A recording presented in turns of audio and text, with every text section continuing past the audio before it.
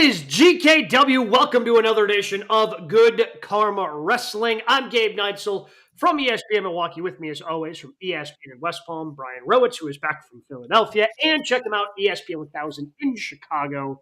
He is Jonathan Hood. All right, boys, we've had some time able to decompress from WrestleMania, especially Brian, who was out there, had to deal with all the traffic. We've had some time to calm down, had the Raw after WrestleMania. And now we sit here. Cody Rhodes has finished his story. But it's professional wrestling. The story's never finished. You keep on going. So the question now becomes for Cody Rhodes, who is scheduled to appear, I believe, on SmackDown as well on Friday nights, who should the first challenger be for the American Nightmare? I believe that Gunther should be right there in line. There's a reason why he's not the Intercontinental Champion, and I want you guys to just envision the poster. Here is Cody Rhodes on one side and Gunther on the other. The failed Cody Rhodes versus Anthony Ogogo in AEW, where the United States had to fight the UK because he got to fight. Well, that didn't work, obviously. That went over like a whoa. Cody ended racism. Yeah. That's not good enough for you? Different than great to put that line in, but different than what I was talking about. But I appreciate it anyway. Completely different what I was talking about. Nonetheless, when you have Gunther on one side and Cody on the other, there's a reason why Gunther's no longer the IC champion, because they see him as at least a contender, if not the future heavyweight champion of that company. So I would love to see that as a matchup at some point. So I'll push back on that a little, because in terms of first challenger, Backlash is next, May 4th in France, 12:30 p.m. Eastern start time for that one. You're going to have Gunther losing again? Back-to-back pay-per-views with his shoulders on the mat? Are we sure that Cody will be defending the title at that time? We got a new champ. We finally don't have a part-time champ. We need to have the champ. It's a new on era. Pay-per-view. Yes. No, if you have the Universal Championship, that means universally you could take time off. What? I think that's what because again, we know what the Workhorse Championship is, right? That's Damian Priest. Just saying. Do we? I mean, it's not like that championship has been defended with any sort of frequency because of the Seth Rollins injuries down the stretch as well. No, I think Seth actually has defended a lot more. I want to say it's in the 60s or 70 times that he's defended the championship. A lot on the road, of course. Sure. All from television. So I mean, when I say that he's the Workhorse champion, he truly has been. With that bum leg. So what I'm saying is that's the matchup I'm looking forward to seeing the most. I mean, I could give you The Rock, but I think that would be too premature. Sure. And I think Gunther Cody is the main event of SummerSlam. I think that's an awesome main event. You could tell a great story there. We know those two will deliver. You have the Rumble moment from 23 where the two of them went the distance. So you can tell a story. But in thinking in the immediate, I feel like you need to throw someone out there, and Backlash feels like one of those shows where, hey, we got your money. We're never over here anyway. You're going to show up no matter what we throw out there. So here's Cody versus, Big Bronson Reed, and enjoy. And Cody will get beat down by a big guy. Then Cody will retain in that match. Spoiler alert. But I think Cody retains over Big Bronson Reed. Well, I mean, I don't know if Big Bronson Reed's done enough to earn himself a Wait a minute. Undisputed he won the Andre Battle Royal. match. What's more prestigious than that? Right? He won that Friday? Yeah. Yeah. No, that did happen. Okay. It did happen. Yes. So I kind of lean towards somebody that they showed a video for. They're teasing his return. Usually you got to, when you have a new champion like this, you want to throw another former champion at them because the former champion automatically has that gravitas behind them. I say they go Sheamus. I think Sheamus makes sense as the first challenger, steps up to Cody Rhodes. Again, as a former champion, you can tell this little story on the build up over to Backlash. You don't need anything big, don't need anything flashy here. Just kind of, somebody that you can feed Cody so he can start defending the championship, get that first one under his belt, and then we can move on to more meaningful stories down the road, like something with Gunther, start planting the seeds at some point with The Rock, if that ends up being for the championship. I'm really curious to see how this plays out, because this has been a 2-year-long run now for Cody of chasing to finish the story. And the money for the babyface is always in the chase. And I think we've seen these moments in WWE before. Bryan Danielson, then Daniel Bryan, had his cut short due to injury. But even that kind of got off to a lackluster start because, again, the chase for Cody is, okay, can he do it? And now that he's done it, it's going to be really difficult, I think. It's going to be even more difficult to tell meaningful stories to make it worthwhile with him as champion because the chase was just so fantastic and told so well. That is correct, Gabe. That's 100% correct. You're trying to figure out, now that you have your babyface champion in place for the first time, gosh, in a long time, I mean, so now that Cody has the championship, that's always a tricky spot with a babyface. You love when the babyface chases. Now when the babyface has the championship, well, you got what you wanted. He finished the story. And now what? Right. Now what does the audience want, right? So that's why this is important. He still has his fan base around him. People love Cody Rhodes. I get that. But it's important as you go step by step through 2024, Brian, to be able to have guys that he can knock off to continue to empower him as champion. There's going to be some big matches in some of these PLEs that he should really be able to look good in because even though he's a champion, because he's undersized, he still comes across as the underdog in some ways, even though he's a champion. And that's why I think you put him in with some of those bigger guys. I like the Sheamus idea. Like maybe it's a Braun Breaker down the line. Like size-wise, like Braun looks like a monster. And it's weird because momentum-wise, like Monday, you're still riding the high of the emotion. And like, all right, the story's finally finished. You play the video on a little ass monitor because, you got to fit more people in there. But like not as much happened. Like the Rock thing happened and you're wondering what's in his hand, but like it was whatever. And you're also in the weird spot right now. Both your champions are on Raw. I know we have a draft coming up soon, but are they aware that both their champions are on the same show? Or they're just done with SmackDown? They don't care right now. No, they care. I tell you one thing. You will know if this is truly the Paul Levesque era if the draft actually has teeth. Okay. If the draft actually matters this time, where it's like, this is a Raw person, this is a SmackDown person, this is an NXT person. If you're still going to do the mismatch, then nothing has really changed in that regard. But I mean, at least it's going to be interesting because they did do the clean split, right? Yep. So the only champions that really should be able to float right now are the women's tag team champions. They're the only ones that they're not show specific. So you'll have, either the IC and US champions are going to be split up. And now you have the two champions that you can split up. The tag team championships have been split up. So you should be able to, obviously, two separate women's championships. So you should be able to do it down the middle and actually have that draft mean something.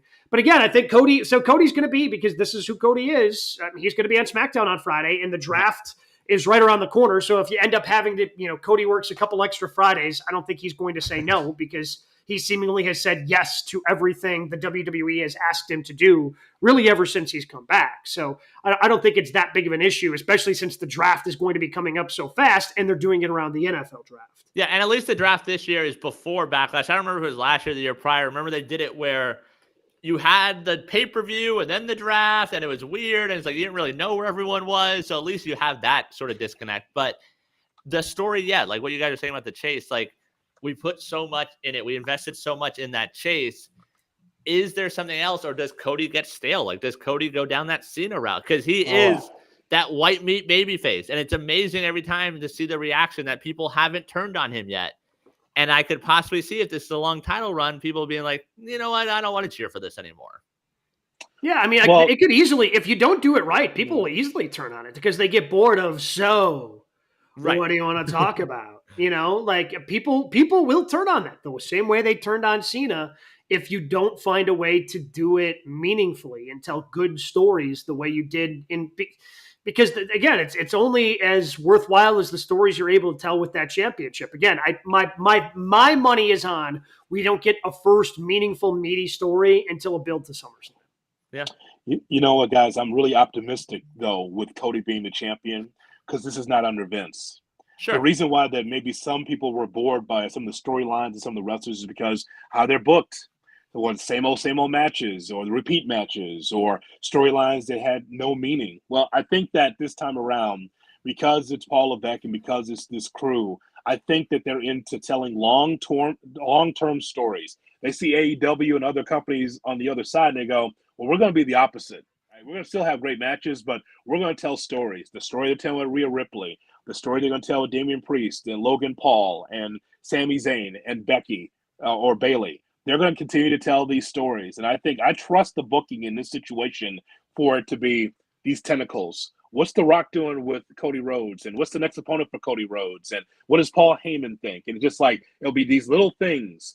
And you can tell by the television always when you look in the back, when there's a vignette here or an interview there, and all of a sudden there's something going on. This is like, as always, little clues around WWE TV, which is always cool. So I trust the booking this time because it's going to be totally Paul and no Vince. Well, to your point, Gabe, looking at the calendar, like I agree, SummerSlam is sort of their marquee. They'll be at Cleveland at the Brown Stadium. There are 4 PLEs before SummerSlam. All of them are international. May 4th, Backlash in France. May 25th, King and Queen of the Ring in Saudi. June 15th, Clash of the Castle in Scotland. July 6th, Money in the Bank in Toronto. Those are all before we get to August 3rd in SummerSlam. You got a Berlin show in there someplace too? Berlin, that's after. That's late August. Bash in Berlin. In Berlin. Yeah. So I mean, I trust it. Yeah. The other thing I do trust, we bring up The Rock. I firmly believed him in his promo on Monday night when he said The Rock doesn't want to go anywhere. I think he's had so much damn fun doing this, and he's just so damn big right now. He's running a football league. He's running a production company. He's got acting, commitments he's got to do with all that. And I firmly actually believe that if it was up to The Rock, he would cancel it all and he would stick around. I think that's how much fun he ended up having as the final boss in WWE. Gabe, I was checking on Monday, furiously checking the wrestling Twitter, seeing if The Rock had an injury from WrestleMania. Is he okay? Because usually when we see The Rock in the ring, it's a torn pec or it's just like a lat, whatever it is, right? As we talked about on our post show for WrestleMania, the 3 of us were so impressed by The Rock. First of all, staying intact, but secondly, from the Saturday show, and then for him to, again, we thought maybe he'd do 25% of the work. He did his share and did a great job. And so I love that he was actually a strong factor in that tag team match on Saturday. He can stay around as long as he wants. And here's the thing. He doesn't have to wrestle. Just be around, just to keep the storyline going. He said on Monday night that I'm going to go away for a while. And I don't know how long that really is. All I know is that there was a little secret something in the hand of Cody Rhodes, something he passed him to, again, make you think, what is that, to extend the story. Well, so the other thing I saw this on social media because I didn't understand the whole, let me hold the championship thing. And apparently it was a callback to when Rock was champion and Cody came out from the last time Rock was champion after Rock had beaten CM Punk. And Cody wanted to come out to take a look at the championship that his family had never, like way back in whatever that was in 2014, or 2013, whatever it was. But that's what it was, a callback. Somebody had put that together from over a decade ago of a callback to that, which again is something that Vince would have never done. No. And that's Hunter just having that pro wrestling mind. So again, all these little details, they end up mattering. Like, and again, was it that big of a thing where if you didn't understand it, you're just, okay, whatever, you can move on. But for those who really are going to pay attention to a lot of these details, you're going to get a payoff when it comes to Paul Levesque's WWE. Well, I mean, that moment got a "this is awkward" chant. Like, it was very awkward. Like, well, you can hold mine if you hold mine, and like just do it that way. Like, that was a little uncomfortable in the ring, and it felt a little lengthy because you put The Rock out there with no commercial breaks. He's going to take advantage of it. Yeah, and that's that's their own fault, right? Like, I mean, they put them out there with or without commercial breaks. Yeah. Like we've talked a lot about that story, and that honestly feels like the main event of WrestleMania 41 at this point. I don't know why it was awkward for the people in Philadelphia. They're telling a story. As someone who understands TV and digital, bro, you know what that was. Eventually, a guy like you, like, oh, the exchanging of the belts, I'll use that for B-roll. For something else, right? It's something. It means something for sure. It'll be a callback, and like Gabe just said, it'll be baked into the mix of whatever story they're going to tell. Hey, could imagine what The Rock would look like with the Universal Championship. Well, you got a photo of it, don't you? Right. You got film of it, so it means something. And it unlike the old WWE, which you call the old WWE, where they would say, "Never mind about that. Never mind." No, it'll come back around for a reason. Yeah, and I'm fine with that. And I feel like they don't insult our intelligence anymore. Like, even the little thing of, I saw a lot of people pointing out, which I didn't realize in the moment, Roman hitting Rollins was him saying, like, hey, I never got over the Shield breakup.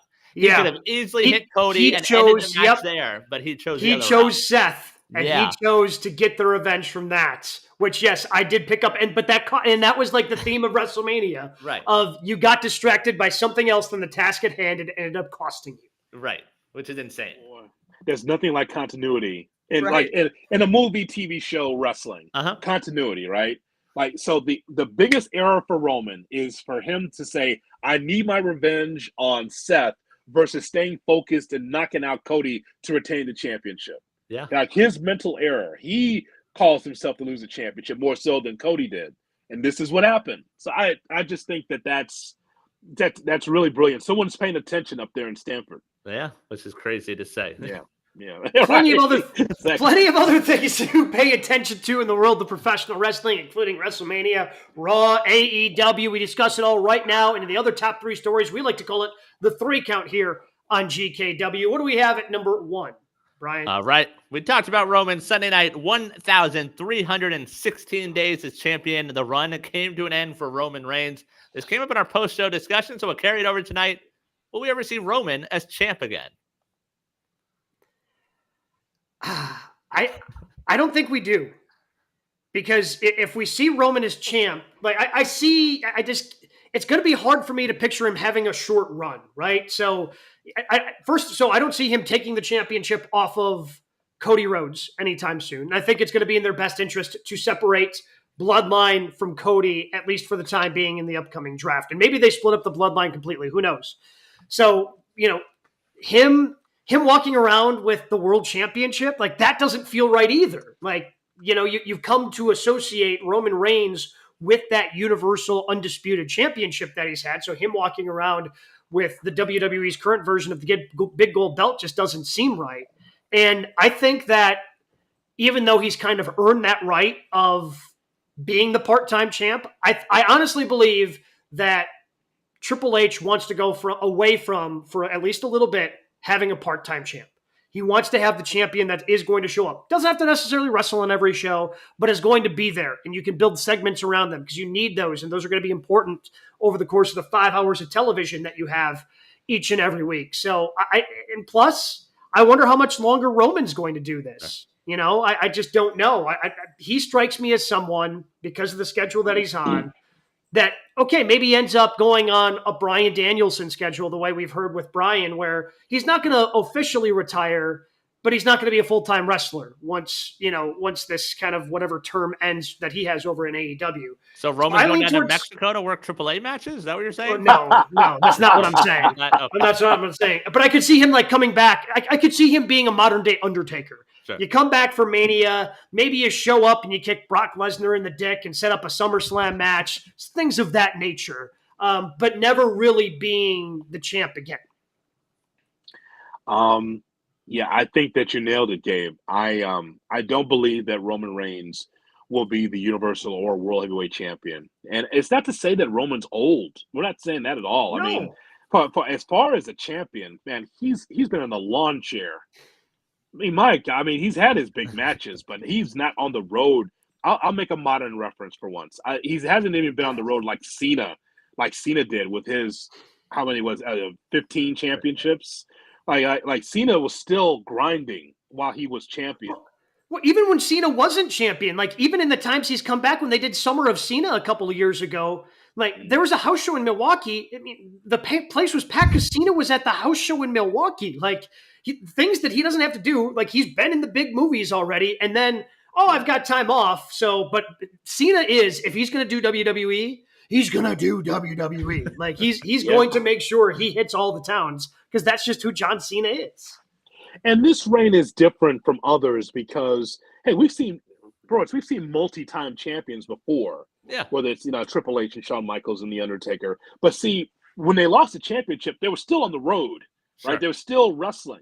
And so this feels a lot different with Roman Reigns, because Roman Reigns, Universal Champion all this time. And so if he walks away, that's actually good. So that way, when he comes back, it's fresh. Sure. And I don't see him in the world title picture at all. Now, here's what I do see. I do see him as a tag champion at some point. But as far as being a solo champion, that's not happening. No, and it's not because the crowd will be tired of it. It's just that, to me, I just feel like, is he still part of the bloodline? Yes. Will he have his matchup against The Rock at some point? Yes. Right. That's going to happen. But as far as the title picture, Roman doesn't need it. WWE doesn't need him to be in that title picture anymore. He did his share. He did what he needed to do. Now it's time to move on. But I do see him maybe being a tag champion at some point, because all the old veterans do. We saw Ric Flair, Roddy Piper tag champions. Like, what is this now? Why? but it happens, and I don't think he needs the title anymore. Yeah, and I think, to me, the point you said that sticks out is, like, WWE doesn't need him. Like, we started this show 2 years ago. Roman was already champion, and one of our biggest theme is there were no other challengers. Like, they needed Roman as a champion. It was Roman or Brock. Like, there was nothing else that was built up. And somehow over these last 6 months or so, and it could 100% be just the Paul Levesque era, they've built up contenders. You can go through a whole list of Cody, Seth, Gunther, Drew, Punk. There are a lot of candidates that can be world champion now that you didn't have 3 years ago. So you don't need Roman as champion. There are plenty of options to roll through, plenty of great matchups to make. And I think that's why WWE doesn't need it anymore. Well, and to me, he can only be Universal Champ. And I know this is going to be disparaging, but it is what it is. Whatever. The World Heavyweight Championship is below him. Like, to me, him being the World Heavyweight Champion would be the same as him being like the U.S. or Intercontinental Champion. Like, no, like, you built up and combined with and by the way, I don't know why they're still considering that to be 2 championships, apparently on their website. That was making its rounds as well. But, like, you built that up. You're the one who unified that championship. Like, everything else is going to be below you. Yeah, I could see him doing a tag team thing, maybe with Solo, maybe with The Rock, who knows? Because then you can have still one of those people be around, or Paul Heyman out there with the tag team championships, holding on to both of them for Rock and Roman. Who knows? I think you can do some fun things there. But I think it's best in everybody's interest that he's away from the Universal Heavyweight Championship for a while, because Cody needs to try to see if he can elevate that. So I think you need to keep Roman away from that. Making a run at the World Heavyweight Championship doesn't make a ton of sense. So I think you can tell Undertaker type stories, because when was the last time Taker was the world champ in his run? He went a long time without being the heavyweight champ, and he still told great, meaningful stories that everybody got excited for every WrestleMania. And I mean, the 2 best stories you can tell with Roman right now don't need a title. Like, it's Roman versus Rock, and it's Roman versus Rollins again. There's no titles involved in any of that. No, Sunday night, The Undertaker was my champion. He came through and was able to punch the ticket for Cody Rhodes. How's that? When you see the listing of this, Gabe, like, undisputed WWE Universal Champion. I mean, that's a mouthful in itself, right? Cody Rhodes. But, like, the World Heavyweight Champion, it's almost like, the World Heavyweight Champion, Damian Priest, there's a dispute there. The disputed champion is Cody Rhodes. There's no dispute there. Like, well, at some point, I'll call it now, there will be a unification. So I don't know when, but you don't need this. Well, you don't need to split anymore.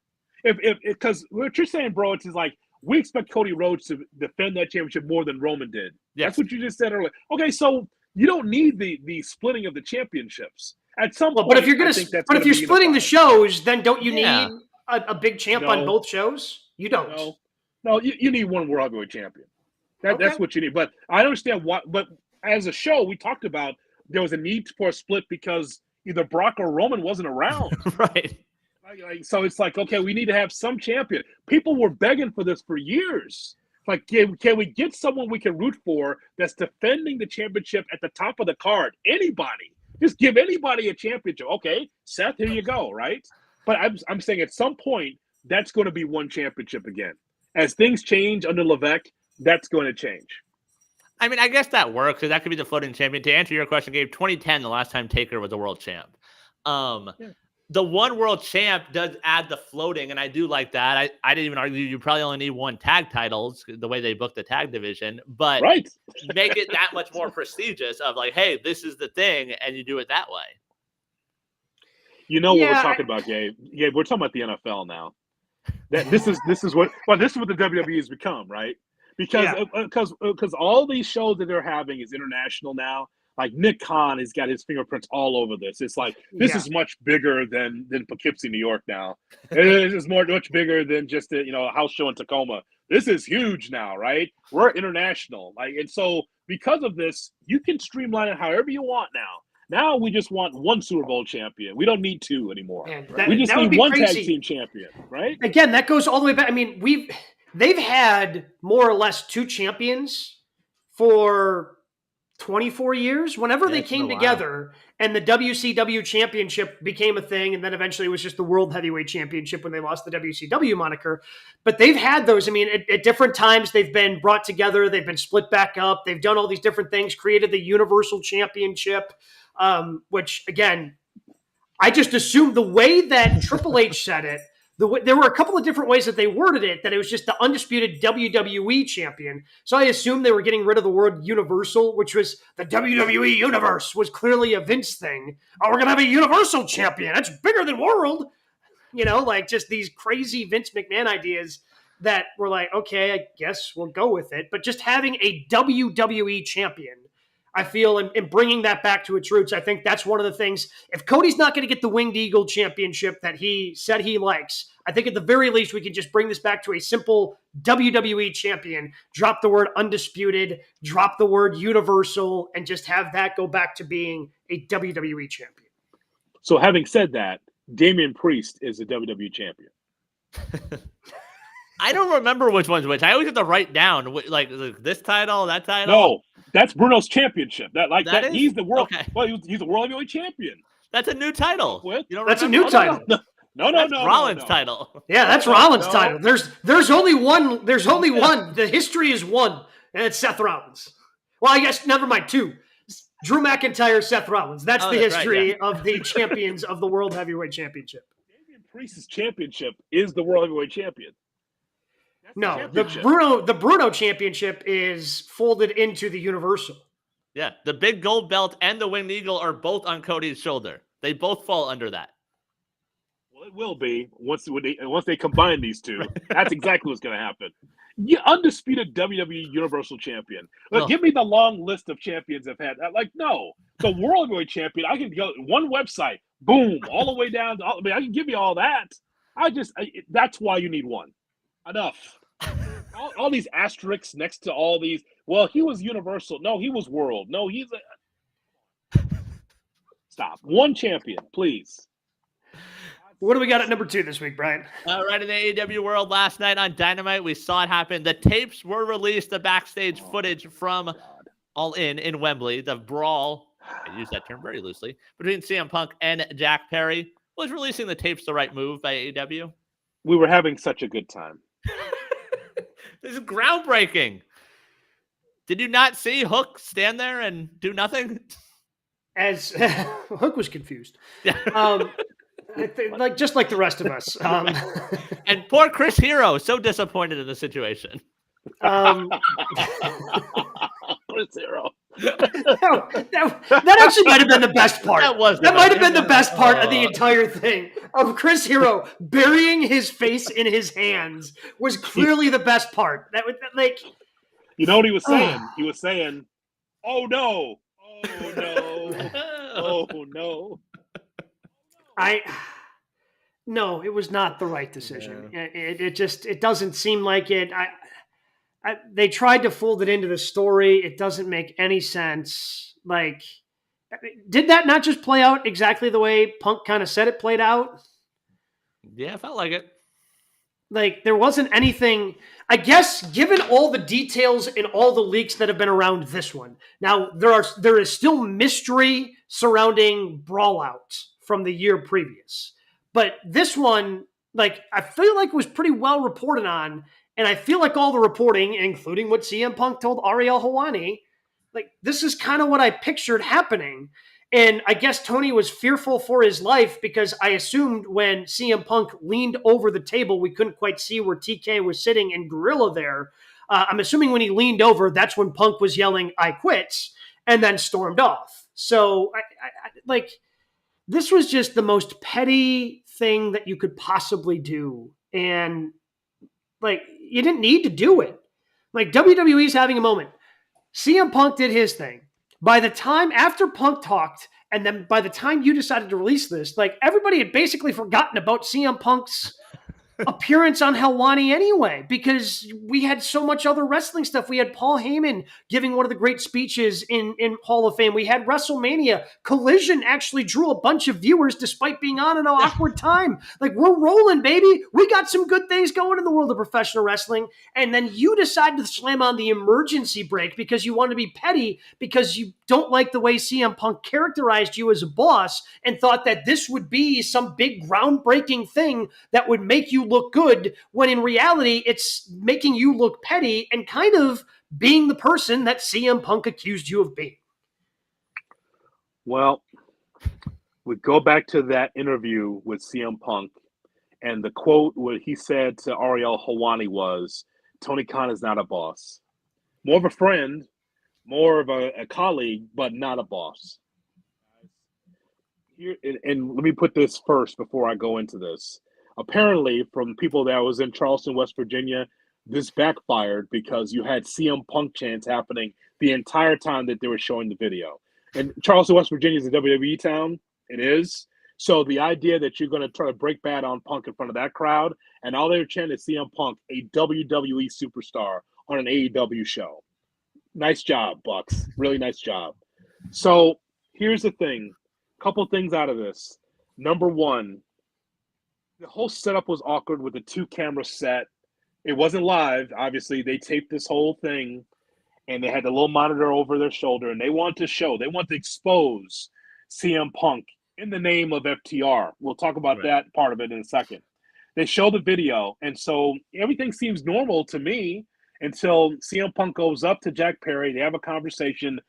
Jack Perry is teasing his hair a couple times, like maybe he's nervous or whatever, and all of a sudden Punk pushes him first, pushes him again, tries to choke him. There's a separation with Samoa Joe and others trying to jump on Punk, and all you can see is the cuffling from Tony Khan on the other side of those monitors. That's all you saw, because I had to watch it 2 or 3 times. Like, where's Tony Khan? There's a little coupling there, like pointing or whatever, and then there's CM Punk that's going to dive over the table on Tony Khan, I think, and just said, okay, I quit, and then he walked off. Okay, so here's the thing that's really disappointing to me is that, and we talk about this all the time, another personal issue that does not draw money. So the angle for the Young Bucks going into Tony's office saying, I got an idea. Let's show the footage because the FTR tag team are friends with CM Punk. And even though Jack Perry's not in the company, he attacked Jack Perry. So because FTR against Young Bucks is going to happen at Dynasty, that's our end to be able to set up this angle with FTR, which is the dumbest shit I've ever heard. You don't need that tape to be able to set up the angle. FTR versus the Young Bucks are fine as is. You didn't have to show that video to be able to sell that match. We know it's going to be great. That's just a long drink of water, a long walk for a drink of water to be able to say, let's bring Punk into this because Punk and FTR are friends. That makes no sense, Brian. You don't have to do that to tell me that's going to be a great match. Yeah, no, I agree with all that. I would say in terms of let's find some positive from it. I enjoyed the little commentary from the Bucks. We couldn't pray before our match because of this. Like, that was amusing. So that was a positive. The other positive, I think you'll be there tomorrow. New Japan comes to town to Chicago. Jack Perry will be one hell of a heel. He'll get a lot of heat tomorrow. Yeah, no question. So the positive out of this, if it's going to happen, is great, is that Jack Perry is going to be in AEW. Because we saw one of the Young Bucks with that shirt, that skateboard shirt. Remember this scene that Gabe? So I'm like, so why would he wear that T-shirt unless they're going to come to terms? Because Jack Perry's not an AEW wrestler yet. Right. If he comes there and he aligns himself with the new elite, cool. But again, I mean, he's going to cost FTR, right? Like, he's going to show up at Dynasty. He's costing FTR, aligning himself with the Bucks. So, yes. And so Jack Perry is going to make sure that FTR doesn't win the match. He comes in, there's going to be outside interference, 1, 2, 3. And the Young Bucks win the tag team championship. At least that's what I believe is going to happen. Right. Otherwise, what's the point? Even of that, what's the point? Agree with all that. So, to me, that's the end of the list in terms of the positives. The negative and the biggest one to me is we are about a week away from Dynasty. It's a new pay-per-view. This is one of their best wrestling cards they might have ever put together.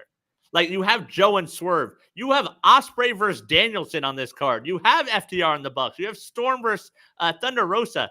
This is an amazing card in about 10 days, and we're talking about something that happened in August. Like, just move on. And WWE, yes, they're taking their digs and they make their comments. They're not doing it on live shows. Like, it's a lot of the pre-show or a podcast or a McAfee. Just ignore it. Like, move on, focus on what you do. And we're not talking about this because we're not talking about Dynasty right now. And that sucks because that is a show I am very much looking forward to next weekend.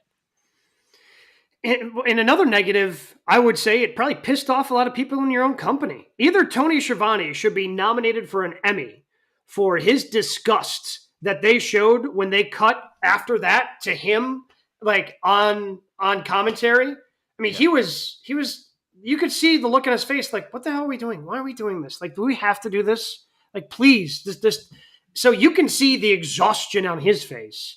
And I saw on social media, I think it was for Busted Open After Dark from Bully Ray, where he was, I mean, I think he nailed it, where he just said, I hope you pop a rating for this because that's the only thing. If it doesn't, like, man, Tony just needs help and he needs to accept the help because this is a really good opportunity. And we talk about this all the time, especially when it comes to the tribalism that exists between WWE fans and AEW fans. And they, just think the other product sucks. Like, I want two viable wrestling companies. I want an alternative to WWE because guess what? AEW, when it's going and it's good, it is so much fun. You mentioned the card that they've been able to put together and just the free agents that they've been able to sign. It is a lot of fun when they're not doing this BS. But like, if you keep doing stuff like this, you're going to piss the opportunity away, even though you have the money. So right now, we've got the money as wrestler. If you're a wrestler, like, okay, we've got the money. We've got somebody who's willing to invest into professional wrestling as a secondary product. But now he's got to accept, okay, I've got the money, but I need to accept some help so we can start doing some meaningful stuff here and stop doing petty, vengeful crap like this. Because you aren't like, the only way it would have made sense to play this is if we would be getting Jack Perry versus CM Punk in AEW, which we're not getting. Right. Like, that's the only way this makes sense to play is if AEW is going to make money off of it. Instead, you made somehow more popular in a company that booed CM Punk when he came back after Brawl Out. You've now made him somehow more popular amongst your own fan base, even though he's working for the competitor now. It just doesn't make any sense. Right, because at that point, like, even if that rating pops, there's no reason to watch next week. It's like, oh man, I can't believe they released this. Next week we can see none of those guys. Like, Jack Perry won't be there and Punk won't be there, but that was cool. Like, there's no point, and it does hurt the business long term. Like, we talk about wanting alternatives. AEW started as an alternative to WWE. WWE sucked. It was hard to watch every single week. WWE is hot right now. They are giving professional wrestling a name again. And if you're a wrestler, you don't have to go to AEW. If you're a wrestling fan, you don't have to go to AEW anymore. So stuff like this is not going to help Tony in the long term, and that sucks. Well, and again, you get another shot. Well, AEW got another shot taken at them from an unlikely source this weekend, coming from Brandy Rhodes, who doesn't do a lot of interviews. Yeah. And then she's on the record saying, when you start seeing something that you started growing into something that you didn't want it to be, maybe it's time to leave. And that's why they left. Again, Cody hinted at some sort of personal issue that was going on there as well. Who knows? But again, like when Brandy Rhodes, who has remained quiet for 2 years now, says, it was growing to something that we didn't want it to be, so we got out. Like, that's a bad look for you as well. Yes. To ask AEW to be above it is impossible. Because they follow their leader. Yeah. Tony Khan's not above it. So what do you think the rest of the crew's going to do? Right? That's exactly right.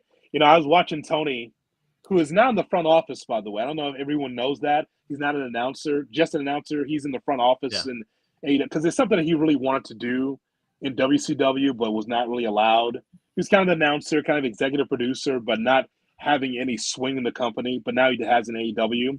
When I saw Tony, when they came back, when I saw Tony's face, that's not acting. You know what that is? That's Tony Schiavone in 2000 under Vince Russo. Yep. That's the last time I saw Tony look like that. When he was just like distraught and just like had his Hawaiian shirt on and just that's the last time I saw Tony look like that, because Tony said on his own podcast, "Who gives a shit? Let's move on." All that, right? Well, you can't move on because now you're in the front office. And so now you're part of this too. I'm sure he voted it down, but it's the Young Bucks and it's Tony Khan. And Tony Khan's a yes man because he doesn't want to rock the boat and doesn't want to really be a boss. And so, as you laid out, bro, you have a show coming up with a great card, and yet you're still talking about CM Punk. That's just, it makes no sense. There's no connection between Jack Perry, CM Punk, FTR, and the Young Bucks for that tag team match. Right. It makes no sense. The only way it makes a little sense is if Jack Perry is coming back to AEW. And I thought that Jack, when he tore up that contract in New Japan, that he was done with AEW for cause or for whatever reason. Sure. That's the only reason why this would make sense. But Tony's face, when they came back to that 3-shot, told you all you needed to know. He is pissed, doesn't want to be part of this, thinks it's stupid. And I think a lot of people feel the same way. Then guess who's laughing? WWE's laughing. I mean, Punk posted a mission accomplished video on Instagram last night. Yeah, he's living rent-free in AEW, man. Like maybe that would have been a positive for AEW. Somehow it pissed him off enough that he went and punched a coworker at WWE. But, he doesn't care. He's winning right now. But I guess the chant of CM Punk in West Virginia, so it just, now thank God they had the presence of mind to cut the mic, right? So no one could hear that. But I mean, they lost. They didn't do that because the Young Bucks are heels. They did that because CM Punk is more over than anybody else in AEW. He is.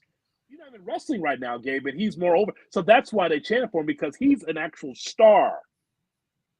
Yep. Again, and it went down basically what he said. Now, if you show me the brawl out, okay, I'm interested in that because nobody's told me about that. I mean, I guess other than Chris Hero burying his hands in his face, again, which was my favorite parts, okay, the rest of it kind of went down the way I guess I just kind of assumed it went down.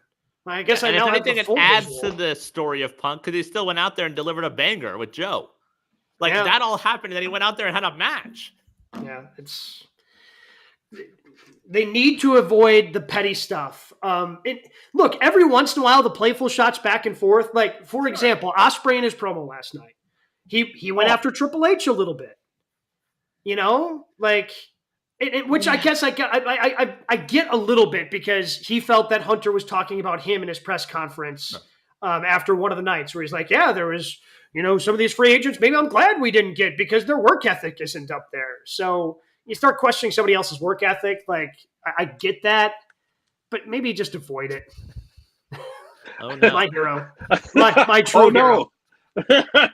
I mean, but again, just put a bow on it. Again, if you knew how to manage your talent, I know that Triple H took a shot at you. Just promote fucking Dynasty. That's all. Just promote Dynasty. Don't worry about what Triple H said. You want to do that on your own platform on Twitter? Go right ahead. But you got to focus on trying to get butts and seats in St. Louis. That's what it comes down to. No, you're going to talk about how he slept with the boss's daughter and got on top in the WWE. Yeah, he went way too far with it, with 100%. Doing a little wink, wink, nod, nod. If you wanted to make a reference to your own work ethic, cool. But you just went too far with it. People know who you're talking about, and they're like, "Oh yeah, WrestleMania was awesome. I can't wait for him to come into town." And that does nothing for AEW business. Nothing. Now, he's in the Ospreay business. That's not the AEW business. And that's the difference between the two companies. That's the difference right there. Yep. What do we got at number 3 this week, Brian? All right. The story of the weekend was finishing the story. Cody Rhodes.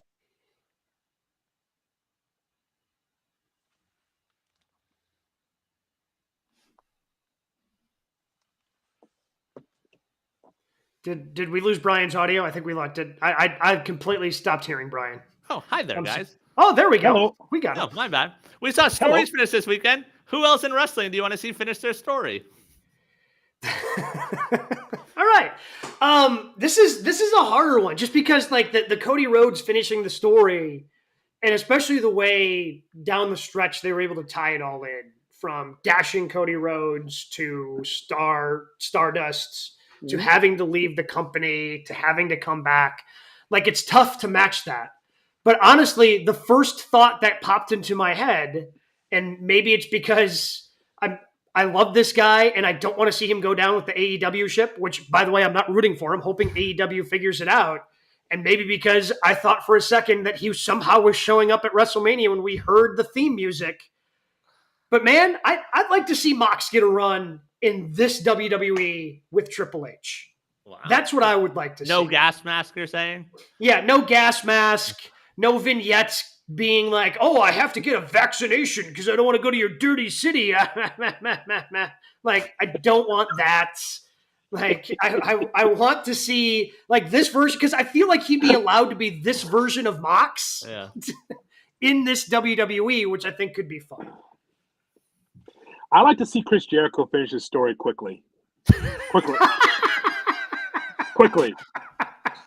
No, I don't know if you understood the assignment. I don't think the question was, who do you want to see retire? I think the question was, who do you want to see finish the story? Well, then I'll erase that off the yellow card then. Sorry about that. I mean, I guess we can do that next week if you really want. Who do you want to see retire? We'll see Jericho plenty before next week, I'm sure. Plenty of shows he'll show back up on.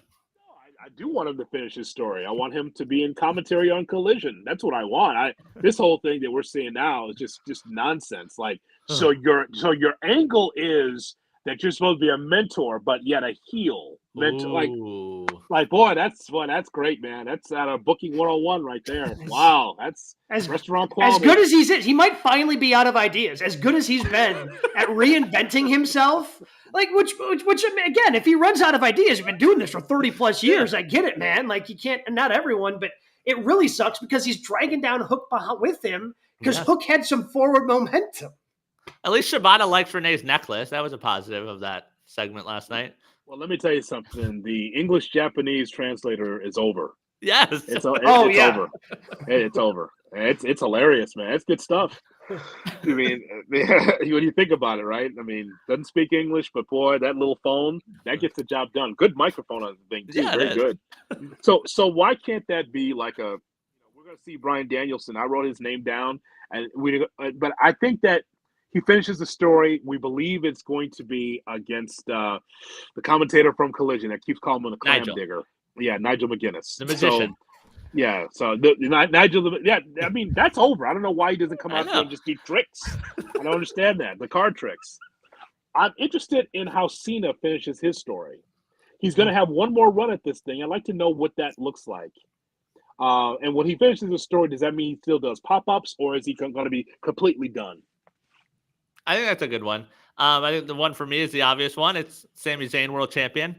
Like, he's had some cool Mania moments, but can we go from Knoxville to tag champs to IC title to world title next Mania? I'm in. No? Maybe? Here's another WWE one. I don't know why. I don't know why Hood's all the way out on this. I don't think he's going to give a haluva kick and a brainbuster off the top to Cody Rhodes. But why can't Sammy be and maybe because in Jay Hood's world we're combining the titles and there's not going to be two different champs. But why can't he be the world heavyweight champ? Because we can't let Browitz win. Don't you get it? See, now you're doing your Tony Khan Petty thing. Yeah. Yeah. Yeah. Yeah, I am. Because we can't let Bryan win with this Sami Zayn world title nonsense. He had it made. He made the bloodline. He's had these moments. All the guy does is deliver on the grandest stage. I'll tell you this right now. He's going to be a solid IC title. A solid number 2. Good enough. If they decide not to put WrestleMania in the Twin Cities and instead it goes to Montreal, then I think you have to book it. Like, if WrestleMania is in Montreal, then just make Sami Zayn the world champion because that's going to be amazing. Is he dropping that IC title on Monday, by the way, in Montreal? Him and Gable? No. Why that match so soon? Is this AEW? Why do you need the match today? Because Gable losing again, now you've completely ended him. No, I don't want Sammy to lose the IC title right now. I like for him to go on a nice run. Yes, I would. But this match is so soon. Is there outside interference? I'm not thinking, am I missing something? Well, I don't sure. Unless Unless Otis just goes rogue and like interferes and it becomes like the ref catches him and it's a DQ, but like they haven't hinted at Otis or Tozawa making some sort of heel turn. People will turn heel on Monday. That's for sure. That's not going to be babyface versus babyface. That will not. He will turn heel on Sammy. That's the whole, I think this is the whole setup, isn't it? Yeah, that would make sense because there's no turning Sammy at this point. Sammy in Montreal is the Rock. He's Austin. Like, he's gonna be a star. Well, because even if you turn Sammy in Montreal, they're still cheering him. Right. Like, there's nothing he can do that's not going. They're going to root for Sammy no matter what. So the other guy I throw out from a WWE standpoint is Truth. Like, the run he's on, and I know he's sort of a comedy guy, but like, find a way to get him the briefcase, and even if it's a short run, like, imagine R-Truth as a world champion for a few weeks. No? This is why we can't let. I know you have 2 world titles for moments like that. You know what, Hood? I love Sami Zayn, but I'm with you. We can't give the pencil to Browitz. No, we just can't do it. Truth. The guy's putting his time. Wait, he just became tag team champs, man. Like that should be good enough for him. Hey, he just got to wrestle with his childhood hero. He did. Like again, like he's living the high life. Okay, you know what? All right, we'll roll with you, bro. It's okay, no problem. R-Truth as heavyweight champion. But he must be like when he was NWA champion and has to be a black militant, Ron Killings. You want that? No. I'll combine it with your story. Cena gets one last run. R-Truth cashes in Money in the Bank on him and ends that last run. Okay, but only as Ron Killings. You want heel Ron? Because everyone wants, cuddly, friendly, or funny R-Truth. How about the guy that's going to whoop your ass, Ron Killings in NWA? You want that? It's not as fun. A little uncomfortable when it's like that. A little uncomfortable. Not as fun. Feels like he's gonna take. Feels like he's gonna pick your pocket, huh? A little uncomfortable. You don't mind crazy R-Truth. How about Ron Killings? How about actual crazy Ron Killings? Yeah. I mean, hey, kids, go to YouTube and look for NWA champion Ron Killings. See if you like that run. You want him to be champion? Oh yeah. He could be the next guy. I think Cody was like the 4th ever to hold the NWA title and the WWE title. Truth could be the next one. Okay, fine, but no little Jimmy. That's fine. Like, you as a heel, absolutely. Let's go. Ron Killings. Oh, you don't want that. Fun. Though, that's not as fun. Not as see that game. Not as safe. Yep. He wants crazy R-Truth talking to himself. Oh no, I'm down. NWA champion, Ron Killings. Let him be the WWE with that character. See how that works. No, uncomfortable. Yeah. I know we're going to talk about this in a little bit with news notes, but we keep bringing up Cena. Does Cena's last run include a world championship run and breaking the record, the record, I guess, of 16 and getting him to 17? I think so. Doesn't need the title, does he? No. Like, the only reason you do it is so he can hold the record instead of sharing it with Rick. Like, would that be the ultimate, like, Triple H move? Like, hey, this is my guy break. I know, like, obviously he loves and respects Flair, so I think that changes things a little bit. Flair's petty. Uh-huh. And so, like, if Cena surpasses Flair, you would think Flair would be finally grown up and said, hey, man, I had the championship actually probably more than 16 times. If they celebrate Cena, they celebrate Cena. I'm an old man. But Flair's still petty. Remember, he had beef with Becky for calling herself the man. I have no problem with it. I just want to know what's Rick and Paula Beck's relationship like after that. Right. You give him the championship, I'm out. And hangs up the phone on him. I don't know. I have no problem with it. Yeah. That's fine. But I'm just saying, like, how much time does Cena really have, Gabe? Like another 4 or 5 months, 6 months? How long's the run? Yeah, I think probably again, like, it's part of news and notes. I know it is. I know it's in there. With Cena saying he wants, going on McAfee and saying he wants to have one last run. I think that I've seen, like, around Christmas is when his schedule could potentially open up based on, like, movie schedules and that whole thing. So his I think quote is, he's busy filming through Christmas, and then, quote, I'm crossing my fingers, my toes, my heart that maybe, just maybe, I can tell the Hollywood world to pump the brakes for a while and I can come back to my family for one last run. So then we're looking at Okay. 3.5 months. We're looking New at Rumble to Mania. Yeah, that's what I'm saying. You can start the build if you want to do something, the last week of January, or excuse me, the last week of December, and then it's a 3.5 month run up until Mania.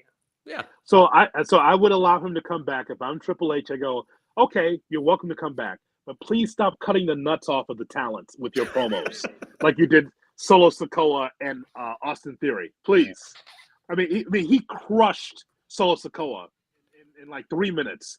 Like, what is it? Bargain basement Taz? Is that what he said? That line, Yeah. it was over.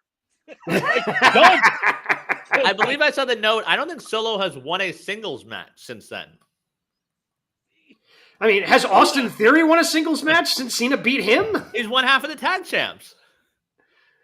Yeah, he had to retreat to the tag team division and become a comedy act with Grayson Waller. Gabe said singles. So that's the thing. Okay, you can come back, but please stop cutting the nuts off the talent. As soon as you speak and cut them down, they're finished. You buried them. Stop doing that. That is true. What else we got in news and notes, Brian? All right, we talked about it over the weekend. We'll probably talk about it again, match of the week. Becky Lynch, Rhea Ripley, one of the matches of the weekend at WrestleMania. Well, let's add to the story. Becky Lynch, it was revealed that she was battling strep throat, had a fever that reached as high as 102 during the day. And then the following day, Rhea Ripley revealed at WWE World that 2 hours before the match, she suffered from a panic attack. And the two of them went out there and did what they did. Man, when we talked to her, she was healthy. Becky Lynch, she was fine. Yeah, that's tough. You have to wrestle because they lit the fuse on the show for WrestleMania, and for Rhea Ripley, it's not like she's never wrestled in front of big crowds before, but it shows you the enormity of WrestleMania. Yep. Unbelievable that they both went through that and still put on. Again, I've got it down. We're going to talk about it again in a little bit. It was one of my favorite matches of the weekend. Yep. NFL drafts in 2 weeks. Not sure if you guys are aware. Hood, the Bears might be doing something in the draft, but we have another draft. Friday, April 26th, SmackDown, Raw, April 29th. The WWE draft, the 2024 version, will take place.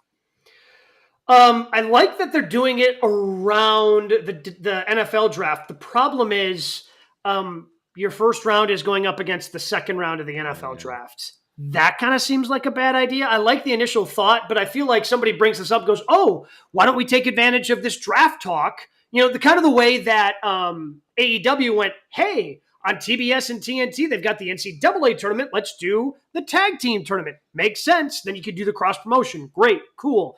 Problem is when you're doing your draft opposite, directly opposite of the NFL draft, that's probably not great.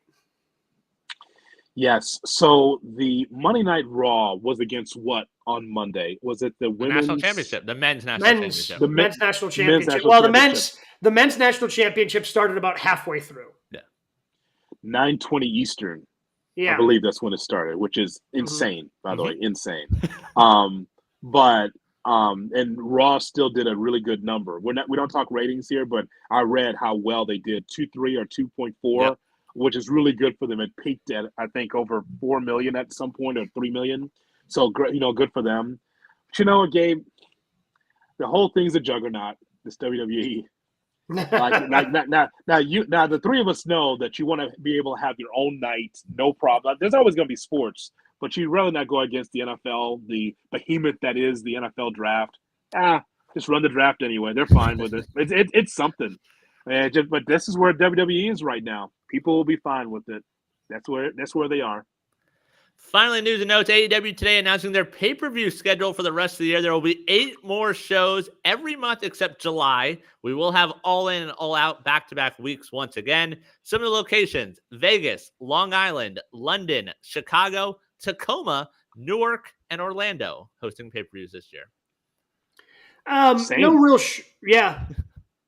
shocks there. They're not adding anything. These are all shows that they ran a year ago. Again, the only thing that I think they need to do is probably, as much as I love All Out, you probably need to stop running it on.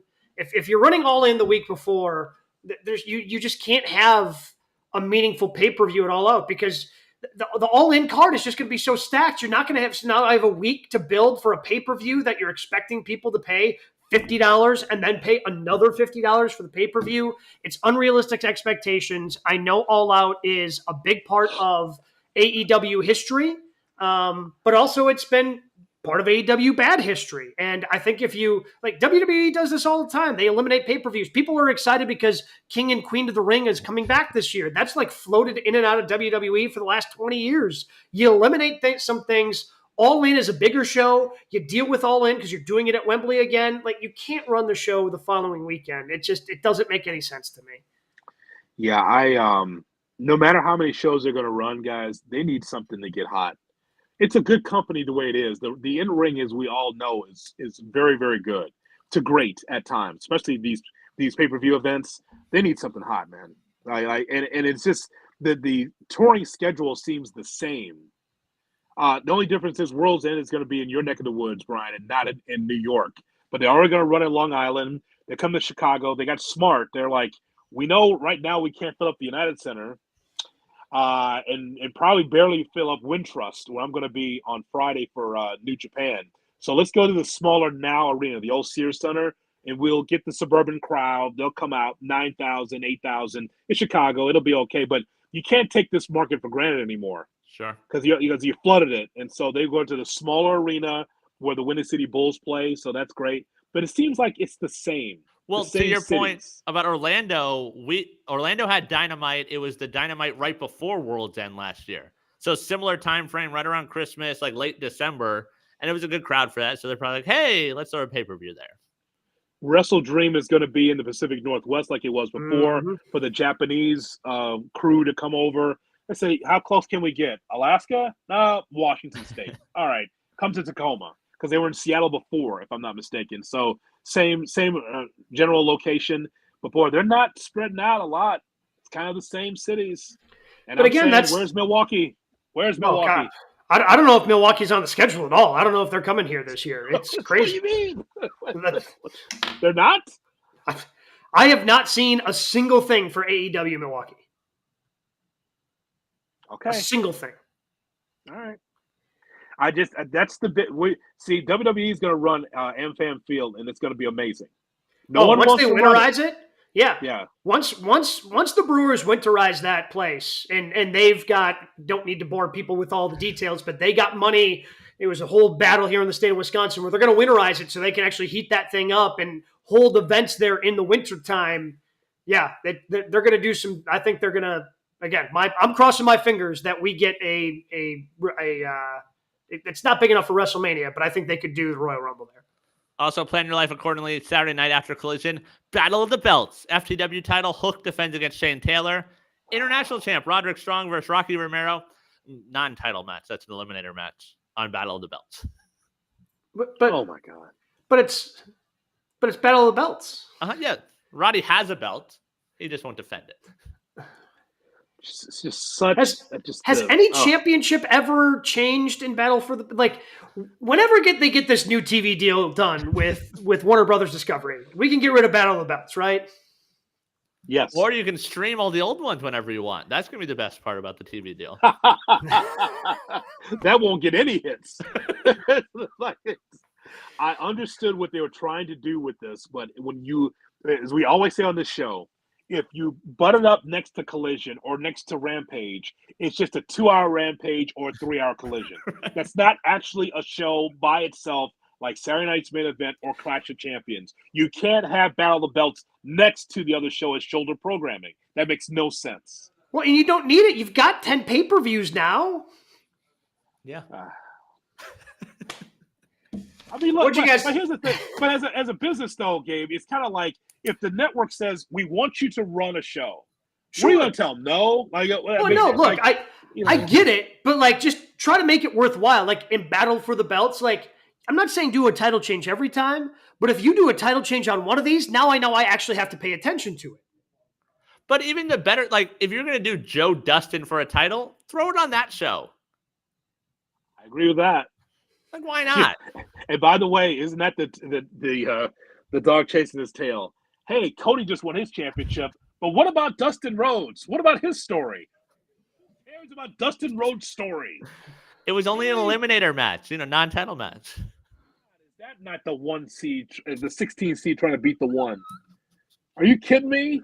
Seriously? Yeah. Bled for no reason. What did you boys have for your matches of the week? All right, Gabe, you start off because so our rule is it starts with the Sunday night WrestleMania all through the week. Yep. Well, Okay, Sunday so- night only or Saturday night? I can include Saturday night, right?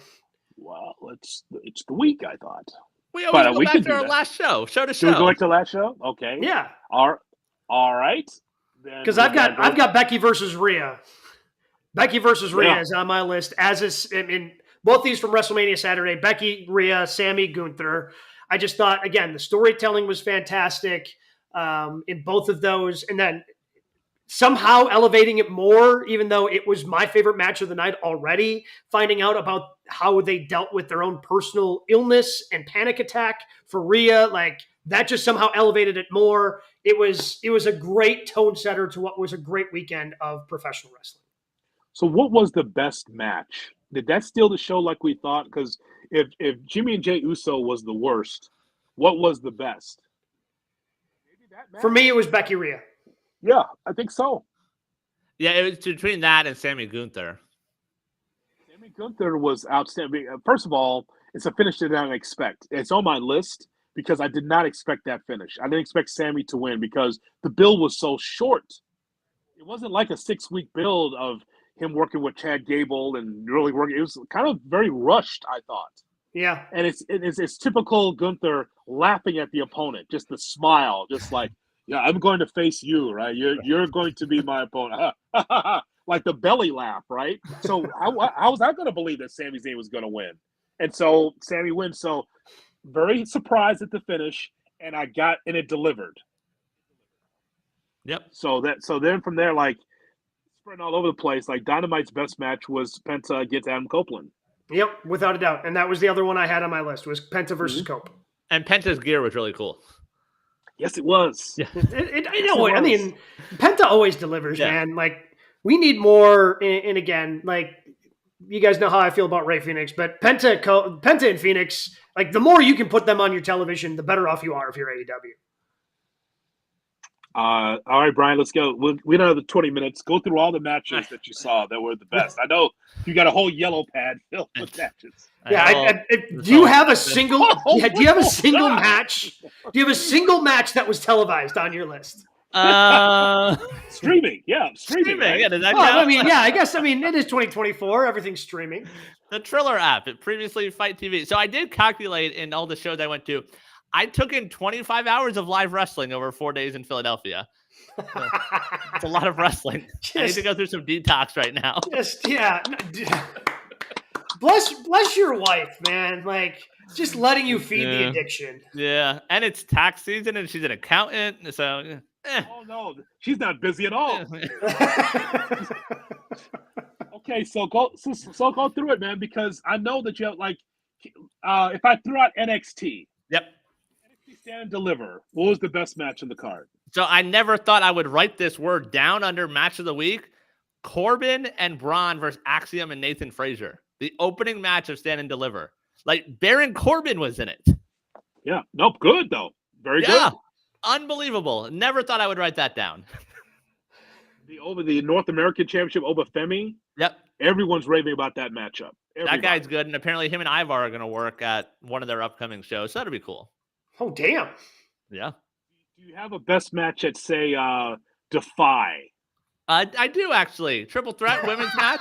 Trish Adora, Sawyer Wreck, and Vert Vixen for the Defy women's title. Oh, really? Oh, the women. Okay. Yep. Do you have a favorite match, say, at Ring of Honor, Supercard of Honor? That I do. The television title, Kyle Fletcher versus Lee Johnson. That match delivered also. The women's TV title, Billy Starks versus Queen Amanetta. Really good. Not the finish I expected because Billy Starks turned heel. Oh, maybe she was already. I can't tell. I watch the show every week. I watch the show every week. I watch the show every week. I'm not sure if she was a heel. In that situation, no. That was Damn it, Tony. It's very odd, but no, I thought that was the best match in the card. The women. Do you have a GCW or like for the culture type show. So this sort of falls under GCW/WrestleCon. This was at the 2300 Arena, better known as ECW Arena, the Mark Hancock Memorial Show. Michael Oku versus Titan. Michael Oku, very good. What else on that show? Speedball versus Rob Van Dam. Speedball always delivers this weekend of the year, and those two went out there and did the thing. Speedball Mike Bailey took on Rob Van Dam at the ECW Arena. That's insane. So that sounds insane. Yeah. And the main event of that show, a street fight, Sami Callihan versus the actor, Golden Globe winner, Paul Walter Hauser. Who you got to talk with after the match. My guy. I'm a huge fan of his. He was shirtless and bloody. We did a few minutes. Check it out on the page. And he's amazing. And Sandman came out and we sang Enter Sandman at the ECW Arena, which I don't know. It's hard to top that one. Okay, I know there's something I'm missing here. Yep, one more. Was House of Glory and Pro Wrestling Revolver. I did not make it to Janela. Damn you, Ubers at Lincoln Financial. Wanted to make it to Janela's spring break, but that didn't happen. But you have a hog one, though, right? Yes, House of Glory, Pro Wrestling Revolver. This one was held at a church, like an actual church. So shout out to the old lady who walked in halfway through with her, I believe, grandkids. She's like, oh, I'm just a member here. I wanted to see what was happening. And every part of me wanted to say, I don't know if you do, lady. So that happened. But from that show, Santana versus Alex Shelley, both of those guys are world champions in those companies. That delivered. Red versus Ali. Mustafa Ali continues to deliver. Red is who he is. So that finishes the story for Amazing Red. All this flippy shit that we see, they all have to give homage to Amazing Red. He was in TNA. He was in the Indies, and he was like the innovator of a lot of this. Ali gave him his flowers after. Steve Macklin versus Charles Mason street fight. That actually went into the street. There was a random car passing by. Someone got slammed on it. Not sure what the legal ramifications are around that, but that did happen in the Philadelphia streets on one of the days this weekend. And then the last one from that one, I will even admit, felt a little uncomfortable being in this church watching an intergender match against Speedball versus Mike Bailey, this time taking on Masha Slamovich inside a church. Oh my God. See, nothing beats. You know it's not good when Browitz feels uncomfortable. Yes. So now you've gone too far. Greatest match of the week that we've ever seen. Yep.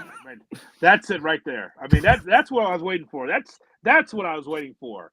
Your matches of the week, for the most part, all indies. Yeah, a lot of indies. Yeah, WrestleMania was good also. Let me tell you something.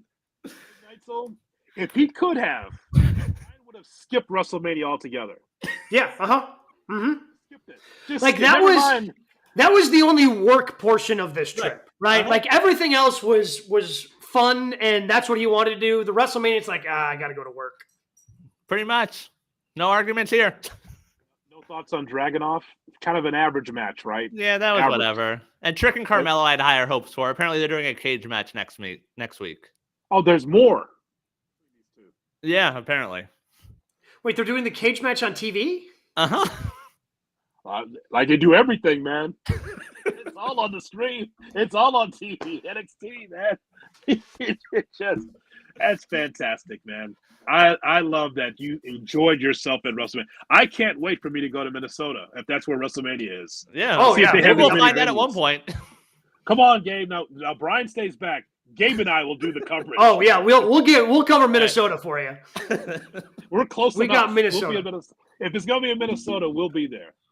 But again, all the work that Brian did, fantastic. Check out all the interviews, all the videos, everything that he put up. YouTube.com/@GoodKarmaWrestling. If you listen to the audio portion of this podcast, if you're already a subscriber, thank you. But already, hey, hit that subscribe button, smash it, comment if you'd like. Brian's got a lot of great videos up from WrestleMania this past weekend. Whew. It was even for Brian, this may have been a long week. It was a fun week, but now we get to see how these builds continue after WrestleMania into Dynasty for AEW. One thing, we'll recap it all for you next week right here